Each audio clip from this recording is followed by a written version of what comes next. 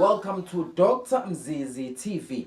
Dr. Mzizi TV, if you go to your channel, if it is your first time seeing this channel, please do push the subscribe button. Mafushu pushani lel button ibovu ngobuningi benu ukuze njalo udokotela masethe ufuna ukuyikhipha ivideo nibone nje ngithi ibovu sikhuphuka sikuyasho ukuthi ake sesiyakhala njengamanje ke namhlanje selifikile ke losuku nangu udokotela ngisesigodlweni njengamanje engongiyamini. Kodwa before ngiqhubeke nohloko noma nesihloko sanamhlanje ngizocela udokotela abengelele abalandeli bakhe kwi-Dr. Mzizi TV.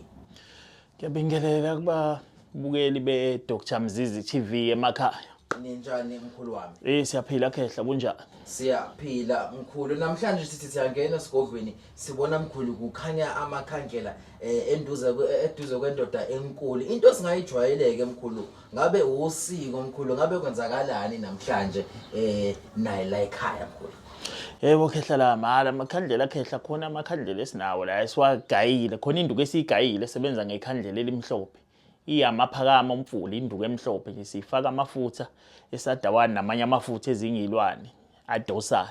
Le nduku isetshenziswa kakhulu abantu nekhishi othi ikhamba kancane bangena abantu nomuntu onetafula angalisebenzisa le khandlela likhanyisa abe nengoja yakhe nje ukuthi umoya ungalephephesi lekhanye kanje alikhulumisa alihuqa ngalomuthi aligcobela amafutha akhulume ukuthi ufuna kwenzekeni osukwini la namhlanje mesalilayithi. Hayi khehla lami liyamemeza wonke umuntu odlulayo usondela kuwena azokukhulumisa abuze ngalezi zinto eziphambi kwakho ukuthi kwenzakalani nomuntu one-tuck shop othi tuck shop yakhe ehamba kancane abantu abasondeli. Hayi no mkhulu siyakuzwa into njalo khehla kunento la esithanda ukuthi isihluphe abalandeli sibabonile kwi-comment section kunombuzo mkhulu abasihlupha kakhulu abalandeli abafuna ukwazi amadoda amathathu. Yebo mkhulu. Mkhulu ngaphambilini uke wakhuluma ngamadoda amathathu kwezinye izinkundla zokuxhumana abantu bafuna ukwazi ngamadoda amathathu mkhulu ukuthi asebenza kanjani, bathathwa abantu abanjani, ngabe kunabo ubungozi. Asiki namhlanje mkhulu sikhulume ngamadoda amathathu ngoba abalandeli hlezi bengigqilaza bethi msakazi sisacela usibuze lo Dr. Mzizi ngamadoda amathathu. Obani lamadoda amathathu? Yebo khehla la amadoda amathathu induku esike sasebenza ngayo kakhulu phambilini lesigodlweni kakhulu. Cathi iminyakeni emibili edlule komunye emsakazo besisebenza kuona. Sebenze ngawo kakhulu abantu abaningi nje abalandeli bami bayawazi. Abaphumelelisile kakhulu abawinisa kakhulu abakhonza izintombi abalwa izimpi ezihlukahlukene abadlala lento amakhadi ngoba le yanduku leya bekuyinduku nje isifebe isigangi bona moyivula uyikhulumisa ukuthi madoda amathathu anehlulwa izimpi nina nilwa izimpi izinqobe njengamanje ngiyenza ukuthi nokuthi bese yagcoba ke wenze ngalendlela engisuke ngikutshele ngayo. Lamadoda amathathu ngabe isithwalo isiphakamiso hlobo luni lamadoda amathathu mkhulu? Isiphakamiso khehla leyanto ngoba leyanto khehla ukuyakha kwethu ukuyigala esigodlweni leyanto siyakhe ngamaphakama asolwandle. Siyenze ngamaphakama asolwandle induku nje lezi zasolwandle. Yes. Nezilwane zasolwandle kodwa into eziqhwaga kuyona ebusayo kakhulu amafutha omkhoma. Njoba sisebenzisa amaphakama asolwandle lento sasiyiphakamise ngamafutha omkhoma.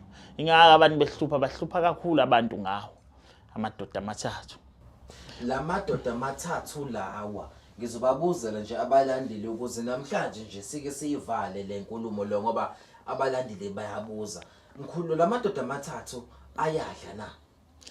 Amadoda amathathu khehla la mungena nawe egcekeni ekhaya. Uyatshela ukuthi madoda amathathu kade nahlatshelwa nina. Anisahlatshelwa manje nidla ukudla okudlwala ekhaya.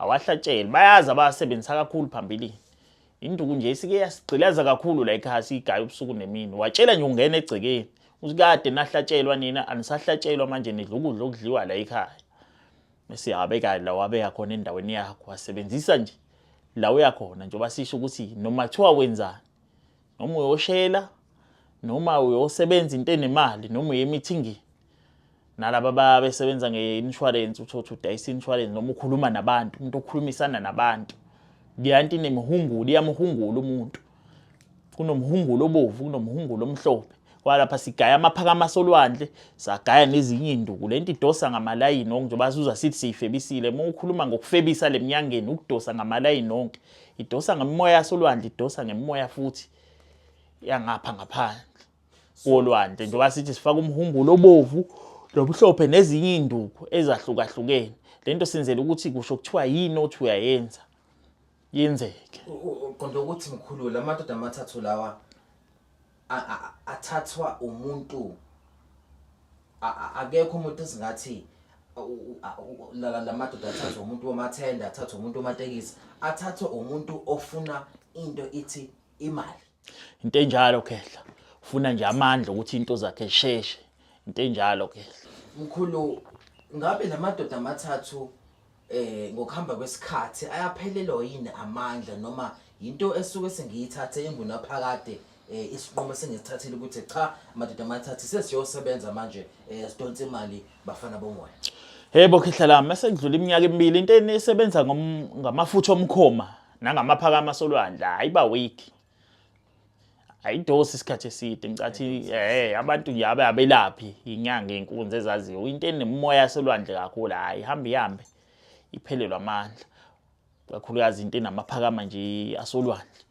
yes ayihlali isikhathi eside ukuthi ngaya ku 5 years 2 years hayi ngokufinyela amandla ehle uhlala uyivuselele shothi ungafika nawo la siwaphinde phakamisa manje noma sikuthumelela into ozoyithela phakathi yes aqala phakameke umkhulu lamadoda amathathu asenziwa la ekhaya noma suwayeka yini ukwenza asenziwa khehla lami ukuthi into ebeyihluphe besibuye sime ukwenza sishode ngamafutha omkhoma yes mkhulu besibuye shawa amafutha omkhoma sibatshele futhi abantu hayi sashawa amafutha omkhoma lento le ugaya lamaphakama la kodwa into eyinkunzi engena khona amafutha omkhoma yona ephakamisa lento yona into egxalaba lento khehla ukuthi ipoka isebenze manje mkhulu wena uyagaranta ukuthi ngempela ukuthi lento within 21 days ngibe sengubona umehluko empilweni khehla lami ngibatshela ukuthi lento siyisebenze ngayo la esigodlweni iminyaka kugcwala ubusuku nemini abantu bezoyilanda abanye sibaposela sibanika le duku yokugeza qala geza umuntu abasebenzela kakhulu khehla le nduku lena iyakwazi ukuposwa khehla ihamba nenduku yokugeza oqala ngayo ugeze ngayo qala isusa izinyama insila esidine nesicwacu igezi bese kuyikhani wasebenzisa ke ngiyakwazi mkhulu mhlambe ukuthi ngithi Dr Mzizi lamadoda amathathu ngifuna ukuthi siwakhuphule siwajikise siwenze into esasithwalo esasiphakamo esithanda ukujula lapho mkhulu sengithi mina cha mkhulu angisafuni ibhodlela sengifuna tiphondo noma tisigubhu noma tiphondo into ejwayelekile nje esiyazi khehla lami lapho sisuke wena sofuna kusho ukuthi mesufuna ngoba kuyenzeka abanye abalanda impondo ububona uphondo athi umuntu ayingeke mina mkhulu ngikholelwa kwisigubhu isigubhu ke ngeke ngazithandisisa abantu abaningi la banokwe kakhulu ngalento eyigubhe yes ingakho singathandisisa ukuzakhe Mesho njalo umuntu kuyaphoqa ukuthi simakhele isigubhu mefika nazi igubhu semthetho afike nosebe lokwama emthaso simenzele kodwa kuyenzeka ukuthi ngithi mina cha lamadoda amathathu ngafuna kuyiphondo ngifuna mina ukuthi lamadoda amathathu sisebenze nje aphile nami angisafuni ibhodlela kunjalo khehla la siyakwazi ukwenzela kanjalo kusuke sekukhulunyiswana ke lapho kwasuke sekuzoba kuningi okuzongena phakathi ngoba suke sokuyinto eningi esiyithathayo kunjalo khehla lami No umkhulu for abantu mkhulu abawafunayo lamadoda amathathu. Angazi noma mkhulu bavunyelwe yini ukukuthinta ngoba into isihluphe abalandile kakhulu. Angazi noma mkhulu siyavumelana namhlanje ukuthi amadoda amathathu siyawakhipha kaMzizi noma sisakwamisile okamanje ukuthi siwakhiphe. Amadoda amathathu siyawakhipha la ekhaya noma sisamile okwamanje. Sawamisile khehla. Sashawa ilomkhoma lo. Sishawe lo mkhoma. Ya khehla la. Mkhoma kancane uzothiwa yabo nje kade saphushe kakhulu khona wathi uphumile ngapha. Ubheke ngawotho ngathi wafika nawo umfana wangilethela umuntu umfana udrive breakdown ngale namathambo. Sawakhipha kakhulu ke ngaloso sikhathi. Yes. Lento yamafutha akhehla lami ijule kakhulu. Abantu abale miyangeni nje bayazi ukuthi indaba amafutha ijule kakhulu. Kuyabanjwana kulento zamafutha. Ingako sawamisile. Ufika nawo umuntu athi hayi amafutha athi ngiyakutshela la akudlalwa hawo. Utho igaya induku yakho sokuthi uyayiphakamisa ithule lento iyakubuka. Ingavuki. Aphakame vele lento iqala inyakazisa wena uyibona hayi iyaphila lento le. Uyinika abantu. Yabo le miyangeni khehla kunye ukuthi kufika umuntu aje ndoda ngikuphathela ukuthi la. Kuze iprove lento ukuthi iyona ngempela. Sike sihlamba ukuthi udayisa ithambo la lendoda le. Mtshela ukuthi hayi wena buya kusasa lilethe la lethambo leli.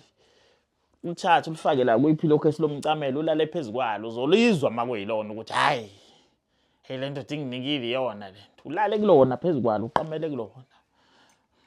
Uzolibona ke makuyilona ukuthi hayi lento dinginikile lento. Umfonele ekseni uthi anyuka ndoda uzothatha iphasela lakho. Iyona lento. Mangayona uzobona hayi kuyona lento umdlalo.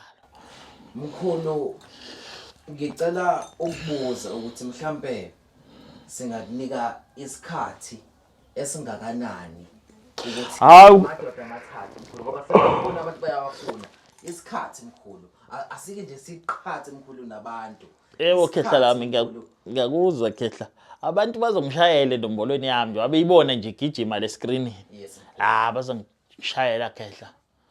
Bazongishayela khehla la. Mkhulu siyabuzwa mkhulu senzwile ke bafethu phone nina ke enifuna amadoda amathathu ngiyacela ngithinte umkhulu kwinamba yakhe mkhulu before silivale uhlelo lwa namhlanje sicela mkhulu usimemezele inombolo zakho abantu abangakuthola kuzona mkhulu wami. Yebo khehla lami inombolo yami khehla lami ithi 073 073 58 35 348. 348.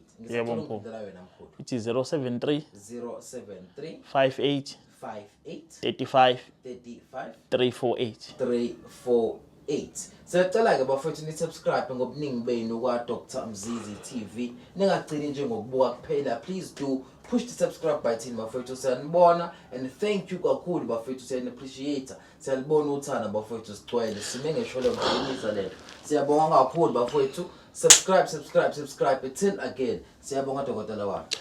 Thoza ke. Sinyane lembu, sinyane lenyama.